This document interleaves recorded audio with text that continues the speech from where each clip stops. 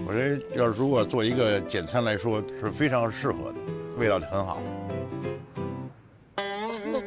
我觉得他头发越看越像新时，王源老师点评一下现在。就是感觉更帅了。说说菜，我不用说了吧，这是我的实际行动。我是觉得能看出来这道菜在你心目当中的位置，就是很重要，而且能够看出来你的见识、你的成长。比如说你小时候在云南，能够想象到就是云南小吃，然后你又去澳洲，是不是？对。